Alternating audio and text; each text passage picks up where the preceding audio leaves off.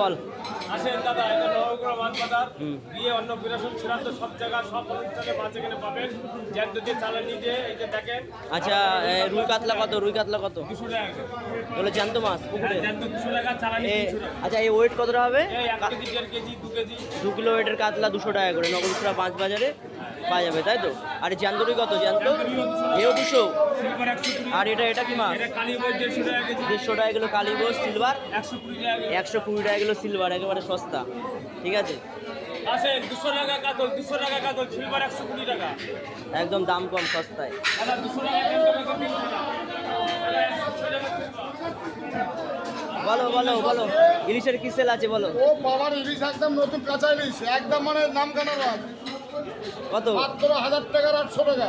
1000 আর 800? 1000, হ্যাঁ। 1200 মাল 1000 টাকায় পাওয়া যাবে, তাই তো? একদম মানে ব্যাপক মাছ। হেভি মাছ, কাঁচা ইলিশ। Heavy ঠিক কাঁচা আছে, ওয়েট ইলিশ। কত করে? ওয়েট ওয়েট 600, 700, 500 নিচে। আচ্ছা, ঠিক আছে। নিচে 500। আচ্ছা, ঠিক আছে। ব্যাপক মাছ আছে। হেভি ইলিশ।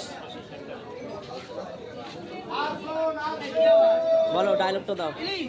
বলো কত তোমার ইলিশ? কত ইলিশ? কত? 500 টাকা কিলো কাঁচা ইলিশ। আর এটা 700। ঠিক আছে, একেবারে দাম কমে দিয়ে দিচ্ছে ইলিশ মাছ। ঠিক আছে, মাছটা একেবারে টাটকা মাছ দেখে নাও। ওই যে দেখিয়ে দিচ্ছে মাছ, জ্যান্ত ইলিশ। ঠিক আছে, ওকে। ওই যে মাছ বাজার।